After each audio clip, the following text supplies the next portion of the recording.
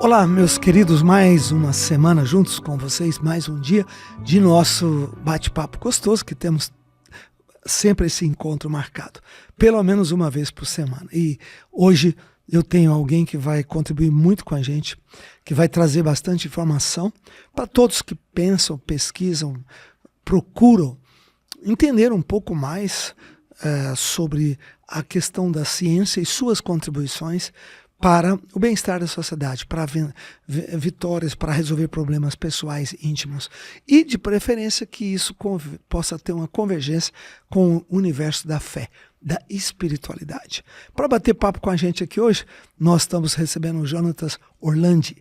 Ele é bastante conhecido nas redes sociais, é um profissional que tem uma autoridade por tudo que ele construiu na sua caminhada e na sua experiência. Então, quero abrir as nossas câmeras. Tudo bem? Muito bom te receber aqui hoje. E quero que você se apresente, inclusive falando dos seus canais, né, digitais. Por que você entrou nesse campo de trabalho que é tão delicado e ao mesmo tempo não é muito comum? É raro.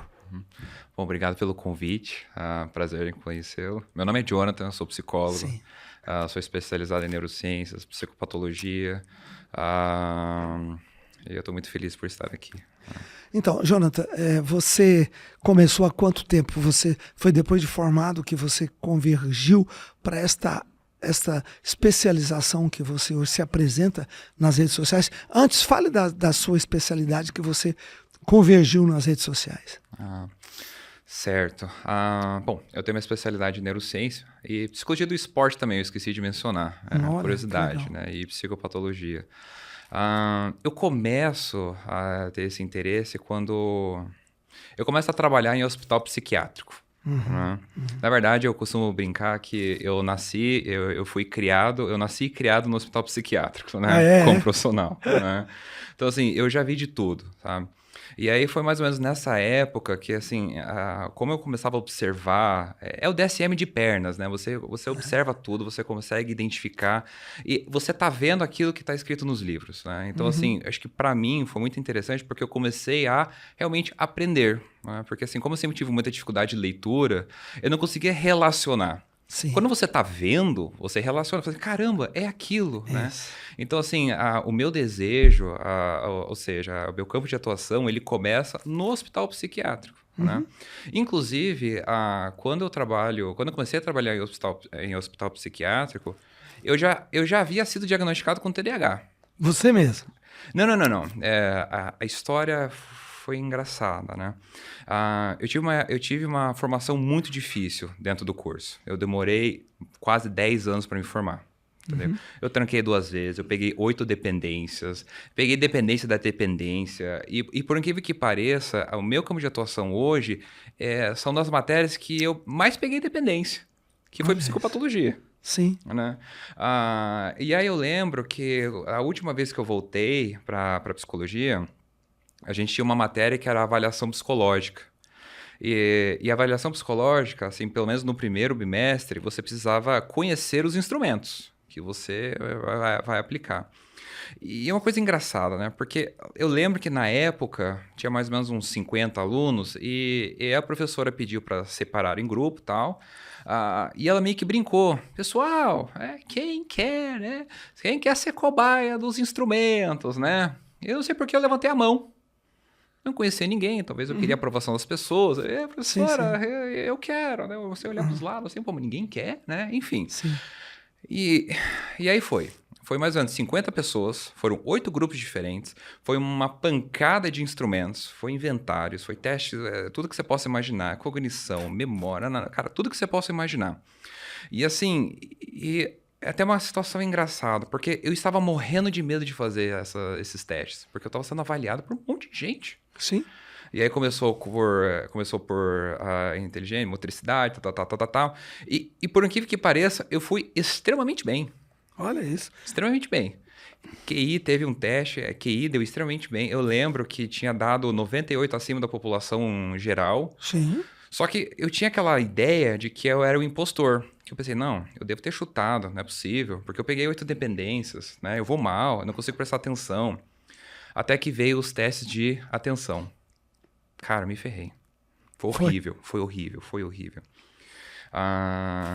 Você tem noção do que são 8 grupos, 50 pessoas, são 8 laudos, que na conclusão, eu até lembro, sugere baixa capacidade atencional podendo ser atribuído às condições de déficit de atenção e hiperatividade com comorbidade, transtorno de ansiedade, dislexia,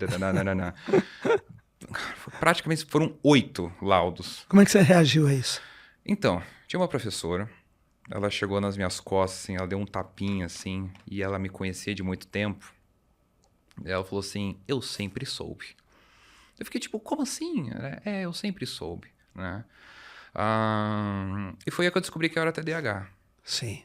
Avaliação psicológica, matéria, quarto ano de faculdade, 8 laudos diferentes por 50 pessoas diferentes. Foi assim que eu descobri, né? Mas até então eu meio que caí em negação ali, porque eu tinha um medo, assim, de tomar remédio. Eu não sei se eu quero tomar, enfim. Então, eu consigo me formar sem tomar remédio. E enfrentar isso, essa realidade. Eu acredito que eu, como a maioria das pessoas, a gente só consegue fazer com um chicote nas costas, né? Então foi tipo assim uma pressão que veio em cima. Né? O simpático ali estourando ali, mandando noradrenalina, adrenalina, e você tem que fazer porque, né, aí é a motivação, né, pelo medo, né? Se você não for, você vai ser jubilado. Se você não for, enfim, né? E foi assim que eu me formei. E quando você saiu, você foi para o mercado de trabalho com esse contexto, porque você estava formado, você tinha o seu diploma, mas você tinha ali alguma coisa te incomodando. Como é que você tratou isso? Como é que você enfrentou isso, Jonathan? Então, eu sempre fui muito inseguro. Tanto é que nos estágios, eu escolhi os estágios que eram mais fáceis para mim. Tá? Sim, sim. Eu não queria fazer clínica. Não, imagina, não sou bom o suficiente para fazer clínica. Onde você vai? Eu vou para o hospital psiquiátrico, que eu achava que era mais fácil. Meu Deus. Eu vou trabalhar com atleta, porque eu achava que era mais fácil. Eu estava enganado, porque o hospital psiquiátrico, para quem realmente tem a vivência de hospital psiquiátrico, assim, é muito exaustivo. Né? Imagina, o que é isso? Então, assim, eu lembro que o primeiro hospital que eu trabalhei, ele tinha a ala de dependência química, ele tinha as pessoas com psicose, que é a BION, e as crianças, quer dizer, adolescente que estavam em processo de, como é que é o nome? Medida socioeducativa. Sim, Né? sim. Então era muito bizarro, eu diria, porque é uma realidade que eu não tinha até então, eu nunca tinha visto, né? Eu nunca tinha conhecido um adolescente de 14 anos que cometeu assassinato, assim, matou o pai e a mãe, assim, e usava tornozeleira. Nunca tinha conhecido, né? Até tem uma história curiosa, mas assim, muito dos transtornos eu começo aprendendo literalmente na prática. Inclusive, eu tenho uma história de que vamos dizer assim, eu fui agredido por alguém que era dissociativo de identidade. E foi assim que eu descobri o que era dissociativo de identidade, com o olho roxo, né? Quer dizer, não fiquei com o olho roxo, mas assim, a pessoa ela me agrediu. Sim, né? sim. Então, assim, a minha trajetória, ela começa no hospital psiquiátrico, né? Eu não sei, talvez... Você ficou quantos anos nisso? Fiquei bastante tempo, ficou uns 5, 6 anos. Bastante tempo. Você aprendeu muito? Praticamente tudo. Entendeu? Praticamente tudo. E o que você concluiu, Jonathan? São definições abstratas e não tão simples, porque é muito técnico isso. Isso exige uma tecnicidade específica bastante alta. Hoje, com essa experiência, olhando para trás, como é que você orienta, por exemplo, um pai ou uma mãe que está te assistindo aqui agora e pensando, caramba, será que meu filho tem TDAH? Será que minha filha tem? Isso eu nunca pensei. Será que pode ser? Não só o TDAH, como até outras variáveis ou patologias. O que você poderia dizer para esse pai, para essa mãe, que de repente acende uma luz para eles? Olha, eu vou começar respondendo, acho que eu entendi que são 2 perguntas, né? Ou 2 perguntas em uma, mas assim, normalmente, transtorno de humor, transtorno de personalidade, ele tem uma questão ali de trauma geracional. né? Tanto é que, assim, eu costumo brincar que a adolescência é tão difícil que boa parte dos transtornos começam nessa fase, né? Ou pelo menos os gatilhos, né? Referente a TDAH, normalmente, se a criança tem TDAH, os pais também têm. Olha isso. Porque ele ele tem uma carga, uma herdabilidade muito alta. Então, assim, é muito comum, por exemplo, que pais tenham TDAH que os seus filhos também tenham. Porque passa de geração em geração. Por causa da questão da genética. Sim. Quais são os traços que pode ser observado? Olha, tem hiperatividade, perda atencional, impulsividade, dificuldade em concluir atividades, enfim. Mas você consegue observar isso desde cedo, né? Porque, assim, existem 2 tipos, vamos dizer assim, de TDAH, tá? Tem o predominantemente hiperativo e tem o só o desatento, tá? Na verdade, são 3. Tá? É o TDAH, que é desatento e hiperativo, o que é predominantemente hiperativo e o que é predominantemente desatento, tá? O que é desatento não necessariamente é hiperativo, e o hiperativo necessariamente é desatento. Daí você fala assim, tá, mas isso não seria o TDAH? Mais ou menos, tá? Porque o hiperativo, ele tem que gerar mais prejuízo clínico do que só a desatenção, tá? Quando é os 2, então, aí se caracteriza déficit de atenção de hiperatividade, né? E assim, você consegue observar os primeiros sinais ali nos seus 6 anos, 7, já né? com essa idadezinha tão pequenininha assim? Ela Olha isso. é muito ativa, fica subindo nas coisas, gosta de ficar de brincando de lutinha, quebra todos os brinquedos, né? Vive com as calças rasgadas, né? Fica subindo em cima das coisas, enfim, tem dificuldade de cumprir ordem, parece que você fala com a criança, mas a criança, ela tá te olhando, mas ela parece não entender muito bem o que você tá falando com ela, né? Então, assim, esses são os primeiros sinais, tá? Para um diagnóstico assertivo, né, você tem que esperar até ali seus 12, 13 anos para falar, não, tudo bem, se trata de um déficit de atenção e hiperatividade, né? Então, é mais ou menos ali que você começa a observar os primeiros traços, ali nos seus 6, 7 anos. E o que você diria para um pai, para uma mãe, buscar o tratamento mais cedo possível ou não? O que você orienta esse pai a fazer? Como é que ele pode ajudar esse filho, essa criança? Olha, eu costumo dizer o seguinte, quanto mais traumático é o ambiente doméstico, mais potencializados são seus sintomas. Então, se os sintomas eles são muito potencializados, possivelmente nessa casa também é um ambiente conturbado, agressivo, e aí vai. Então você faz uma conexão daquele sintoma na criança, no indivíduo, com a família. Há uma conexão total. Existe uma conexão. Todo adolescente que eu atendo, eu sempre atendo os pais juntos. Ok, olha que importante. Eu sempre atendo os pais juntos, né? Por quê? Porque, assim, a criança, ela tirou aquilo de algum lugar. Tudo bem, ela é hiperativa, ela é impulsiva, ela é desatenta, né? Ela pode ser opositora, né? Então, meio que sindicalista, assim. Eu quero, quer argumentar, enfim, né? Mas esse ambiente, ela aprende de algum lugar. Ela vê de algum lugar, né? É uma modelagem, né? Até assim, um exemplo bem simples, né? É tipo a pata, a mãe andando e os patinhos atrás seguindo, né? Então, os filhos, eles tendem a replicar o que eles encontram, aquilo que eles observam dos pais, né? Entendi. Né? Então, assim, muitas vezes os pais, eles olham para os filhos e falam, meu Deus, meu filho é problemático, caramba, por que está acontecendo isso?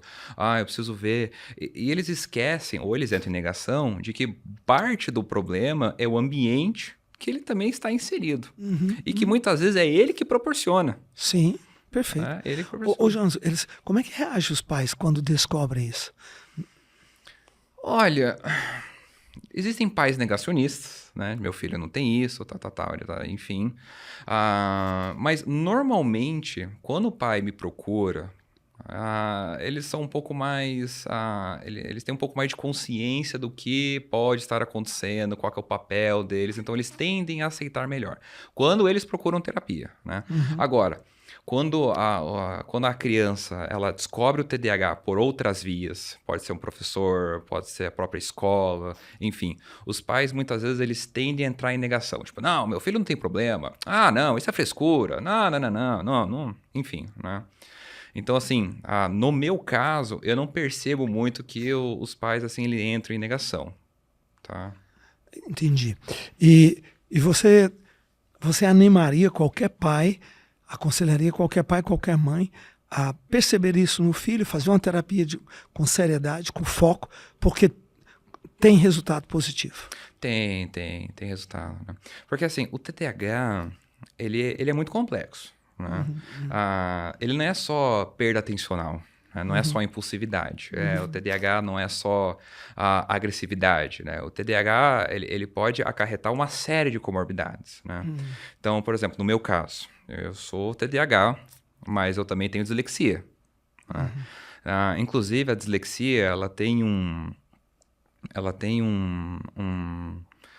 eu não sei, ela tem um nome, né, que geralmente ela é conhecida pelo transtorno de aprendizagem. Então, troca palavras, né? Você erra consoante, você usa palavras que são muito parecidas, né? Você pode ter dificuldade de processamento auditivo, né? Enfim, isso também é muito comum, né? Então, por essas crianças elas terem, esse adolescente eles terem essa série de comorbidades, você também começa a ter outros gatilhos que pode desenvolver outros tipos de comorbidades, como, por exemplo, a ansiedade, né? Você pode também ter problemas com transtorno de humor, né? E aí, assim, você meio que vai escalonando, né? Ao ponto de que o déficit de atenção talvez não seja nem o maior problema da vida dela, né? Mas, assim, o que aquele transtorno ele proporcionou ao longo da vida. Entendi. E cabe, no caso aí, ao profissional que está conduzindo aquela situação, ajudar os pais, ajudar a família a descobrir a causa fundamental, as consequências e resolver e tratar isso.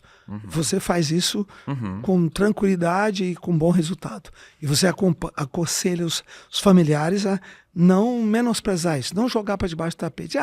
Não, meu filho não é assim, isso é frescura, mas dar a devida atenção e ajudar o filho a vencer isso. É um trabalho multidisciplinar, né? Então envolve psiquiatra, envolve psicólogo, você tem que estar presente nas escolas, né? Porque assim, você tem que estar em contato constante com os pais, né? Porque assim, o adolescente, né, quando ele chega na clínica, o que ele vai te contar? Ele vai te contar os desejos, quem que ele gosta, quem que ele está saindo, né?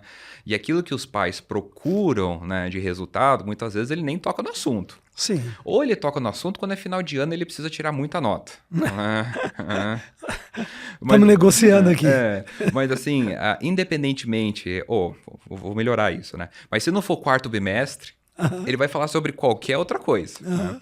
Então, assim, é muito importante que você converse com os pais, saber como é que é a dinâmica de casa. É importante que você converse com a escola de como é que é esse aluno dentro de escola, né? Como é que são as amizades dele, como é que ele se comporta, se ele é respondão, se ele não é, se ele é afrontoso, enfim. Porque, assim, você precisa coletar o máximo de informações possíveis para que você realmente consiga dar um direcionamento. Porque aí vai, e inclusive, vou dar uma cutucada aqui nos pais. Aqui. Os pais normalmente protegem os filhos. Sim. Né? Então, assim, talvez a escola chama, porque teu filho tá fazendo tal coisa. Não, meu filho não. Não, meu filho não. Não. Meu filho não mentiria para mim. Né? E aí você percebe que o pai, muitas vezes, como ele tá em negação, ele acaba reforçando um comportamento indesejado do próprio filho. Sim, perfeito. Perfeito. Essa é a maior dificuldade, né? Perfeito. Então, quando você tem vamos dizer assim, todas as histórias de perspectivas diferentes, assim, o trabalho, ele fica, além de muito mais fácil, ele fica muito mais assertivo também. Sim, entendi. Perfeito. Jonathan, e a questão dessa visão sua, que você falou no início, essa conexão transgeracional. Como é que isso nasceu? Como é que você pescou isso ou pensou isso? E de onde veio? E como que você vê a sua profissão nesse ponto? Porque não se ouve falar muito disso. É bastante raro. E parece que esse é um ponto que você tem alavancado muito nas suas redes sociais. Explica pra gente. história de vida pessoal. Bom, a história de vida é pessoal, né? Eu começo a fazer conteúdo, na verdade, por causa dela. Né? É minha esposa. Ela falou assim, nossa, você é tão animado, você é simpático, você é engraçado. Poxa, eu acho que você se daria bem nas câmeras. E eu sempre fui muito rígido. Falei, não, eu não gosto. Né? Medo, né? Não quero, tal. E ela ali insistindo, né? Até que eu fui. E eu lembro que o meu primeiro vídeo que eu fiz foi falando sobre TDAH e saudade. Olha isso. Né? Meus pais estavam vendendo uma casa num condomínio, que eu morei por bastante tempo. Sim. E aí eu falei assim, poxa, eu não estava sentindo nada. Falei, poxa, será que a gente consegue virar a página com uma facilidade muito grande? Né? E aí eu lembro que eu falei, TDAH não sente saudade. Esse foi o primeiro vídeo que eu fiz. Né? Mas na verdade eu estava falando de mim. Correto. Então, assim, muitos dos vídeos que eu começo a fazer no início é um recorte do que eu estava sentindo. Sim, perfeito. E aí, quando eu comecei a meio que me deparar, eu falei assim, eu sinto algo que muitas vezes vai além do que seria um déficit de atenção. E isso pode estar relacionado com algo geracional. E aí é quando eu começo a olhar para trauma, eu começo a olhar para sintoma familiar com um carinho um pouco... Olha, eu realmente preciso dar uma atenção muito forte nisso. Porque muitas vezes a gente simplesmente está replicando e a gente não sabe, ou a gente não percebe. Sim. E aí você foi estudar os comportamentos da sua família? Não necessariamente, né? Não necessariamente. Para onde você foi depois dessa conclusão? Depois dessa conclusão, eu comecei a estudar sobre as comorbidades do TDAH. Eu comecei por aí, né? Então, eu comecei pelo que a gente conhece, que é TOD, que é transtorno opositor desafiante. Fui para TAG, que é ansiedade generalizada. Eu comecei a ir para os transtornos de personalidade, né? Então, assim, tem o antissocial, tem o histriônico, tem a personalidade obsessiva. Enfim, aí depois que eu tenho o border, que também pode acontecer, e depois que eu estudei, eu comecei, mas é só isso? Se resume só a isso? Não. Aí eu comecei a cavucar. Aí eu comecei a perceber que quem é TDAH pode ter uma grande propensão a desenvolver compulsividade alimentar. Você pode ter compulsividade eu chamo de compulsividade de dopamina barata, né? Que são essas pequenas compulsividades que é o prazer imediato, né? Comportamentos repetitivos. E eu meio que fui. E assim, é até um pouco cruel, porque é impossível você estudar e não começar a se identificar. Só assim, não acredito. Cara, sou eu aqui. Droga, né? É claro, tem muita questão geracional, mas... Também tem a questão do que eu escuto das outras pessoas, né? Dos meus outros pacientes, né? E eu realmente começo a perceber que tem um ponto em comum onde parece que todas as histórias, eles se ligam em algum ponto. Sim. E foi aí onde eu realmente, talvez a resposta seja começar a investigar o que o trauma ele pode ocasionar na vida da pessoa. Então, foi por causa disso que eu realmente comecei a me aprofundar. Quando você usa a expressão transgeracional, você está falando da primeira geração, da segunda, até onde vai na pesquisa nessa cadeia? Até onde... Até qual geração que você acha que pode ter influência no comportamento de uma pessoa? Até a geração que conseguir romper esse sintoma. É mesmo? Porque assim, trauma... ele muda a forma como a gente... O trauma, ele muda a forma como a gente conversa, como a gente convive com as pessoas, tá? O trauma deixa a gente mais reativo, o trauma deixa a gente mais impulsivo, a gente tem uma baixa autoestima. O trauma faz com que a gente comece a considerar as outras pessoas mais do que realmente elas são, então a gente fica mais carente, né? E normalmente, quando a gente se projeta no ambiente e nós somos pessoas traumáticas, as outras pessoas elas percebem isso e as outras pessoas começam a nos rejeitar. Por motivos óbvios, né? Você começa a sair com uma pessoa e aí a pessoa é tão impulsiva, tão intensa, que ela quer casar na semana que vem. Você fala, não, pera lá, gente, não é isso que eu quero, entende? Porra, sim. Eu tava saindo com um menino, tava saindo com uma menina e, meu Deus, né? Tipo, nossa, o menino era muito intenso, nossa, eu tive que bloquear porque o menino não me deixava em paz. Sim, sim.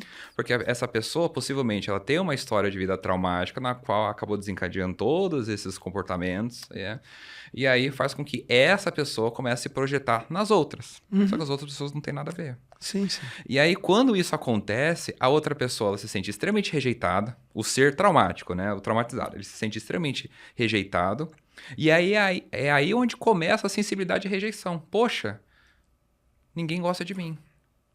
E aí, esses sucessivos acontecimentos fazem com que a pessoa comece a reforçar essas inseguranças. Ela se torna mais impulsiva. Ela tem mais sensibilidade e rejeição. Entende? Entendi. Você fez o primeiro vídeo, vamos voltar um pouquinho. Você falou, eu peguei o primeiro vídeo pela influência, pela ajuda e a influência da minha esposa, a gente começou a acreditar nisso. E dali, para onde você caminhou, que você tornou um sucesso nas redes sociais. Nesse foco. Como é que foi? Como é que evoluiu dali para frente? Como é que evoluiu? Foi por causa dela. Até hoje ela é sua diretora. Mais ou menos isso, né? Sua produtora. Porque assim, eu era uma pessoa muito espontânea quando eu estava sozinho. Então eu imitava, eu dava risada, enfim, na frente do espelho, era uma pessoa extremamente espontânea. E sabia me comunicar muito bem. Abria a câmera, travava. Eu acho que a maioria das pessoas é assim, né? Sim. Liga a câmera, trava. Sim, né? sim. E a Jaque, ela meio que começou a me ensinar a fazer chamadas. Né? A Jaque, ela meio que começou a me ensinar o que é legal, o que as pessoas gostariam, o que seria uma boa chamada, como chamar a atenção das pessoas. Né? Basicamente, ela chegou, você tem essa característica, e essa característica é algo que você consegue usar ao seu favor. Então foi mais ou menos isso que aconteceu. E esses seus vídeos começaram a ser viralizados, fazer sucesso e tal. E aí você definiu sua audiência? Não. Ou não necessariamente? Não, porque eu sempre falei de TDAH. Entendi. Na verdade, eu sempre falei do Jonathan, que tem TDAH. Entendi. Pois é, e hoje, a sua, posso falar clientela, né, sua audiência, vamos usar a expressão, sua audiência hoje, você acha que eles buscam, basicamente, no maior percentual, estão buscando direcionamento, ajuda, interrelacionamento. Como é que você definiria? Eu quero estudar o seguinte, uma amostra da sociedade que de alguma maneira relaciona com você. A minha audiência, né? Sim. Eu acho que eles se identificam. Ok. Mas não necessariamente eles são TDAHs, eles Claro, só se identificam. Claro. Porque é como eu te falei, né? O TDAH ele é muito complexo, né? E assim, muitas das coisas que eu falo, assim, não é necessariamente do TDAH, mas pode ser um traço de personalidade que possivelmente muitos TDAHs são. Sim, né? sim. Então, quando a pessoa ela escuta o Jonathan falar, né? Fala assim, nossa, eu me identifiquei, nossa, eu sou assim. Então, ela vai lá e ela segue. E assim, tem muita gente que acredita ser TDAH, mas na verdade não é. Também tem esse lado. Porque assim, a perda atencional, assim, basta qualquer desequilíbrio, vamos dizer assim, né, qualquer desequilíbrio emocional gera perda atencional. Se você está depressivo, você vai ter perda atencional. Se você está uma má notícia, um problema grande na família, problema grande na empresa. Claro, sua mente vai ficar ali voltada para aquele lado e acaba perdendo bastante atenção, né? Ô, Jonathan, e também uma coisa que eu queria... você hoje, na rede social, você tem algo que tem um curso que você pode orientar as pessoas a fazerem, os pais ou quem pensa, será que eu sou TDAH? Eu tenho um curso para essa pessoa fazer, para ela tentar entender um pouco, aprofundar um pouquinho mais. Eu estou falando de um garoto de 16, 17, 18, uma pessoa de 22, 25 anos. Onde você orientaria essa pessoa a ir? Buscar isso? Eu tenho um protocolo que eu estou em desenvolvimento. Ok. Né, que eu criei. Inclusive, é o protocolo Filtro Dopamina. Ótimo. Bom título. Eu fiz o lançamento dele semente agora. Né? Olha. É um número pequeno de pessoas, assim, justamente para ver se o instrumento funciona ou não. Né? E aí eu vou relançar ele em janeiro e fevereiro. O que ele vai focar? Na verdade, ele é um protocolo guiado com as questões que as pessoas elas têm mais dificuldade, né? Então, por exemplo, todo mundo sofre com procrastinação, né? Em algum ponto, todos nós somos grandes procrastinadores, né? Perfeito, perfeito. Pode ser com coisas muito grandes ou pode ser coisas pequenas, como, sei lá, preciso trocar a lâmpada ali que eu tô olhando, mas eu nunca troco, né? Sim, sim. Então, assim, esse protocolo, ele meio que vai direcionando a pessoa para a área problemática da vida dela. Né?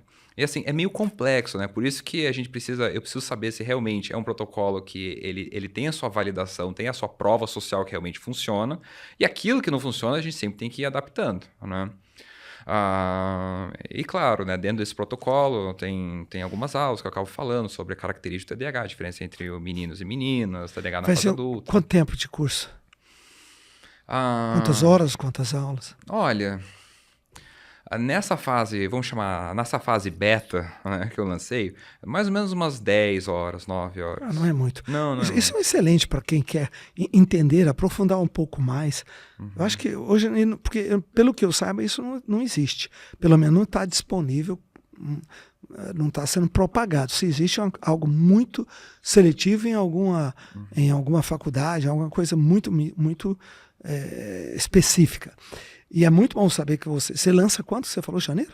Janeiro e fevereiro. É quando eu lanço a versão final. Ótimo.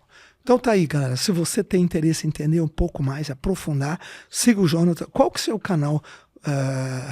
É no Instagram? Qual é o... Eu tenho o Instagram, que é o Psi Jonathan Orlandi. Peraí, Psi? Jonathan Orlandi. Ok. E no TikTok também. Ok. Psi.Jonathan Orlandi. O que você posta num, posta no outro. Posto um, posto no outro, né? E eu tenho um canal no YouTube também, que eu tô... Quer dizer... Eu preciso realmente... todo mundo procrastina em alguma coisa, né? Esse aí tá sendo procrastinado. Essa é a minha área de dificuldade, né? Mas ano que vem, se Deus quiser, né? Com muita ajuda, né? Eu vou começar a postar. A sua produtora vai colocar isso de meta e vamos chegar lá. Porque a verdade, a gente não faz nada sozinho, né? Sim, imagina. Não faz nada sozinho. Né? Imagino. Mas é muito bom trabalhar em equipe com a esposa, marido e mulher, é muito bom. Eu acho que o padrão ideal é a equipe, porque produzem muito, né? Se complementam, ajuda demais. Bom, muito bom, muito bom entender tudo isso, saber que você está focado, tem seus canais para ajudar, para direcionar, muita gente que precisa, e isso hoje é muito, muito, muito comum. Porque os pais amam os filhos, querem ajudar, E é o que você falou, muitas vezes o ambiente do lar se espelha na criança e aí há essa inter-relação profunda e o problema não se resolve com uma pílula, não se resolve com um medicamento. É muito mais profundo que isso. Muito bom e parabéns pelo seu trabalho. Obrigado. Parabéns, porque eu não encontro muita gente focado e preocupado, e talvez por você ter se identificado lá atrás, isso também ajudou muito a desenvolver seu conteúdo, desenvolver toda essa paixão que você tem pela área que você está trabalhando, né? E parabéns mais ainda por você ter feito esse estágio tão importante na clínica, né? Que eu acho que ali... Fortes aventuras, né? Mas, sabe, é algo que... Esses nichos, as clínicas, né? Os presídios, são lugares onde as pessoas estão... o maior sofrimento do ser humano está lá. Ali tem uma bolha de gente sofrendo demais. E não tem muita gente disponível, disposta a ir aliviar esse sofrimento. Estender a mão. Ajudar um pouquinho de... Aquela história da andorinha, né? Que traz um pouquinho de... uma gotinha de água no seu biquinho para ajudar a amenizar o incêndio da floresta. Isso vale tão pouco, tem tanta gente sofrendo. Mas se você fizer a sua parte, você está fazendo a sua parte, você está ajudando muito, pelo menos algumas pessoas. Parabéns. Eu acho que você foi corajoso quando você aceitou ser cobaia lá da sua turma, né? Foi interessante. Foi né? Você foi valente, cara. Você foi valente. E 50 pessoas te analisando, eu acho que só um teria coragem de falar, eu tô aqui. Você foi muito valente. E também pelo estágio que você fez ali, fantástico. Você quer deixar um recado para nossa audiência? Fala aí o que você... para quem interessa, para quem acha que precisa aprofundar nisso e como assim, o que você diria aí para uma pessoa própria que tem esses déficits ou sente incomodado consigo próprio ou com um parente? Deixa os seus recados finais. Olha, o que eu poderia dizer para uma pessoa, tá? O TDAH, talvez o TDAH, ele é o transtorno mais, como eu posso dizer? Talvez o TDAH seja o transtorno que as pessoas mais tiram sarro na internet. Sim, né? sim. Seria mais ou menos isso. Sim. Né? Claro, não vou fazer juízo de moral nenhuma, né? Mas assim... Você não vai provocar os haters. Não vamos. Não vamos.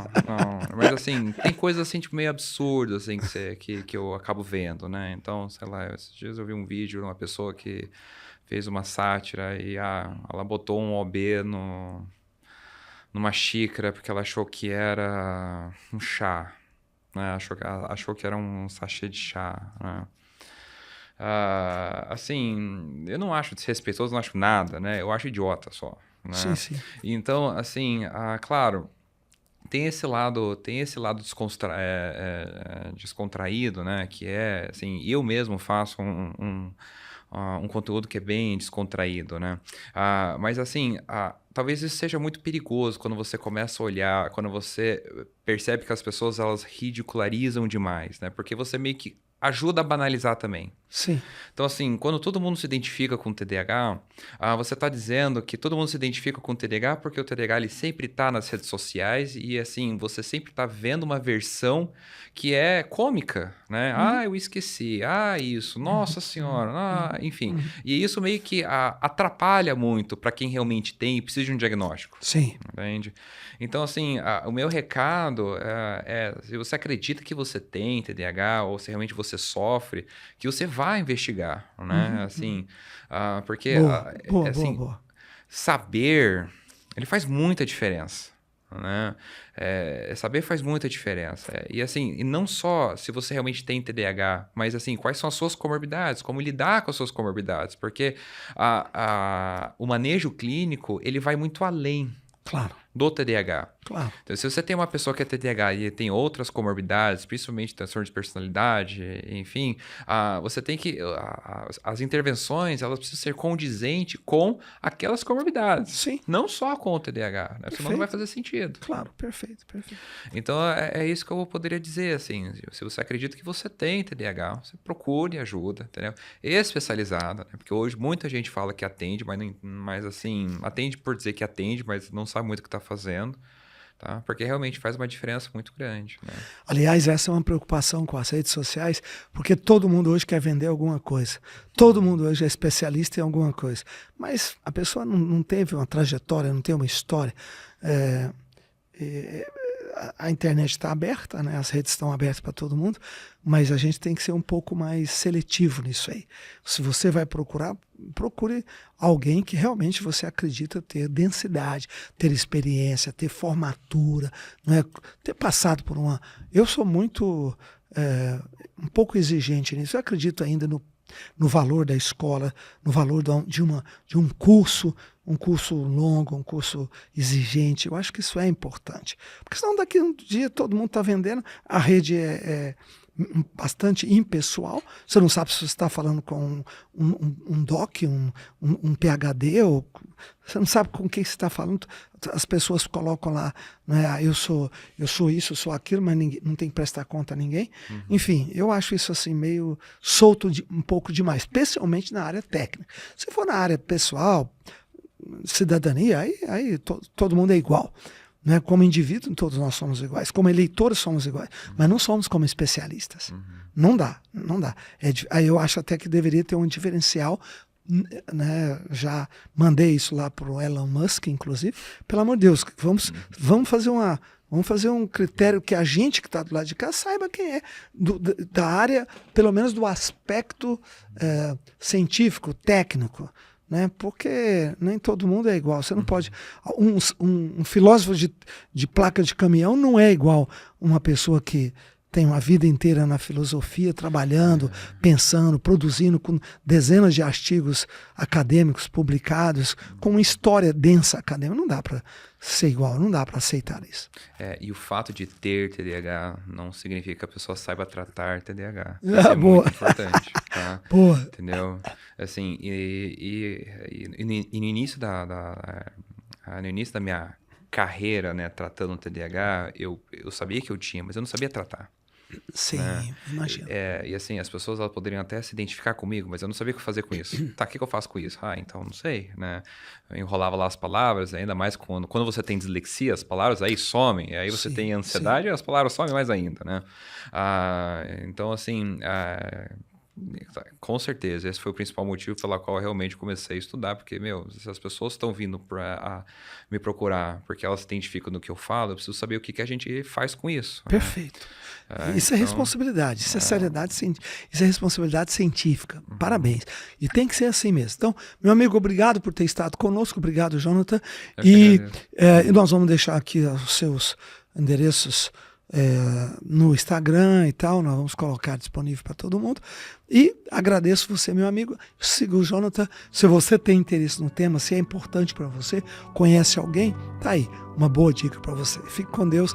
Até a semana que vem. Obrigado mais uma vez, Jonathan. Eu te agradeço. Tchau, gente. Obrigado pela oportunidade. Tchau, tchau.